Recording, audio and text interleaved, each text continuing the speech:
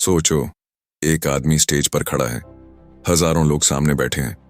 वो सिर्फ शब्द बोलता है, लेकिन लोग रोने लगते हैं, गुस्से में आ जाते हैं, देश के लिए मरने मारने को तैयार हो जाते हैं। सवाल है, क्या ये सिर्फ भाषण की ताकत है या ये दिमाग के साथ खेला गया सबसे बड़ा साइकोलॉजिकल गेम है? आज हम बात करेंगे पॉलिटिशियंस के साइकोलॉजिकल वेपन्स के बारे में। कैसे वो हमारी भावनाओं, डर, उम्मीद, गुस्से और पहचान को ट्रिगर करके पूरे देश की सोच बदल देते हैं। ये वीडियो किसी एक पार्टी के खिलाफ नहीं है, ये एक माइंड ओपनिंग एनालिसिस है। अगर आप अंत तक देखोगे तो अगली बार कोई भाषण सुनते ही आपका दिमाग अलग लेवल पर काम करेगा। Make fear. सबसे पुराना और सबसे ताकतवर हथियार इंसान दो चीजों से सबसे ज्यादा चलता है, डर और उम्मीद। राजनीति में डर सबसे ज्यादा इस्तेमाल होता है।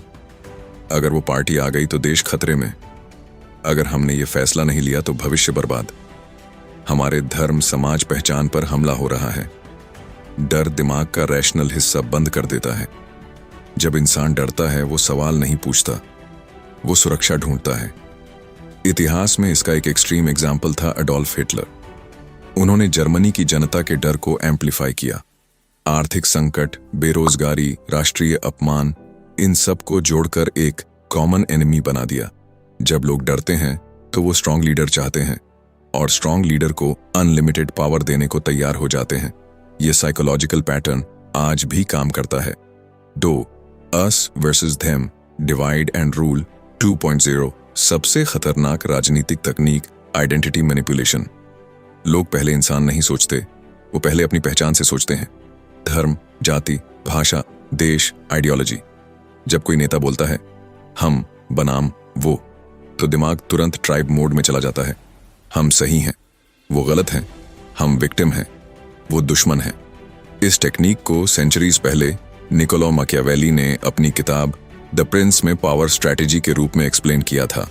Divide the people, control the emotions, rule without resistance.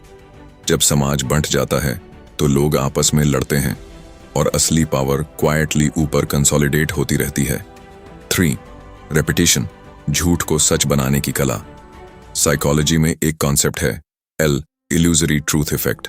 अगर कोई बात बार बार सुनी जाए तो दिमाग उसे सच मानने लगता है। इसीलिए पॉलिटिकल स्लोगन्स छोटे होते हैं, पावरफुल होते हैं, रिपीटेबल होते हैं। Change, development, make X great again. बार बार, हर जगह, हर मंच पर। दिमाग फैमिलियरिटी को ट्रूथ समझ लेता है और फिर वही नैरेटिव डोमिनेंट रियलिटी बन जाता है। 4 charisma personality as a weapon. कुछ नेता आते ही माहौल बदल देते हैं। क्यों? क्योंकि कैरिज्मा सिर्फ पर्सनैलिटी नहीं है, यह कैलकुलेटेड बिहेवियर है। Strong eye contact, confident body language, pauses in speech, emotional tone shifts, यह सब ट्रेंड टेक्निक्स हैं। कैरिस्मेटिक लीडर्स ऑडियंस को फील कराते हैं, वो हमें समझता है, वो हमारे जैसा है, वो हमारा रक्षक है। जब इमोशनल बॉन्डिंग बन जाती है तो लॉजिकल क्वेश्चनिंग कम हो जाता है। 5 मीडिया फ्रेमिंग। रियलिटी को शेप करना, हम जो देखते हैं वही मानते हैं। अगर मीडिया बार बार किसी मुद्दे को हाईलाइट करे तो वो नेशनल इश्यू बन जाता है। अगर इग्नोर करे तो वो प्रैक्टिकली एग्जिस्ट ही नहीं करता। इस टेक्निक को कहते हैं एजेंडा सेटिंग। पॉलिटिकल गेम सिर्फ स्पीच से नहीं चलता, नैरेटिव कंट्रोल से चलता है। हेडलाइन बदलो, एंगल बदलो, इमोशन बदलो, रियलिटी परसेप्शन बदल जाती है। 6 victim card, sympathy power.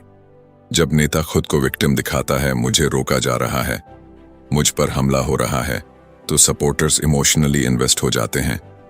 Victim plus strong leader का कॉम्बो डेंजरस होता है। सपोर्टर्स सोचते हैं हमें इसे बचाना है।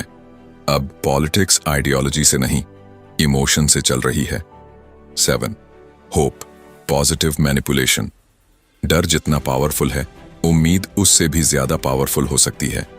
बेटर फ्यूचर, नई शुरुआत, नया भारत, नई दुनिया।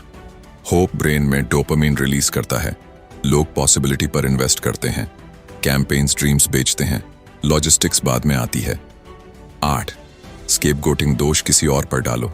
जब प्रॉब्लम्स आती हैं, इकोनॉमिक क्राइसिस, इन्फ्लेशन, अनएम्प्लॉयमेंट, तो लीडर रेयरली खुद को ब्लेम करता है, वो एक एक्सटर्नल एनिमी क्रिएट करता है। प्रीवियस गवर्नमेंट की गलती, फॉरेन फोर्सेस, सिस्टम करप्ट है, ब्लेम शिफ्ट करो, सपोर्ट इंटैक्ट रखो। 9. Emotional triggers. क्राउड साइकोलॉजी, भीड़ में इंसान इंडिविजुअल नहीं रहता, वो कलेक्टिव माइंड बन जाता है। क्राउड में इमोशन एम्प्लीफाई होता है, क्रिटिकल थिंकिंग कम होती है, सजेस्टिबिलिटी बढ़ती है, पॉलिटिकल रैलीज केयरफुली डिजाइंड होती हैं। म्यूजिक, चांट्स, स्लोगन्स, लाइटिंग, यह सब सबकॉन्शियस लेवल पर इन्फ्लुएंस करता है। 10. The ultimate game, control the narrative, control the nation. Politics में पावर सिर्फ वोट से नहीं आती, पावर आती है नैरेटिव कंट्रोल से। अगर लोग आपके वर्जन ऑफ रियलिटी पर बिलीव करते हैं तो आप जीत चुके हैं। सवाल यह नहीं है कि कौन सही है, सवाल है कौन स्टोरी बेटर बेच रहा है।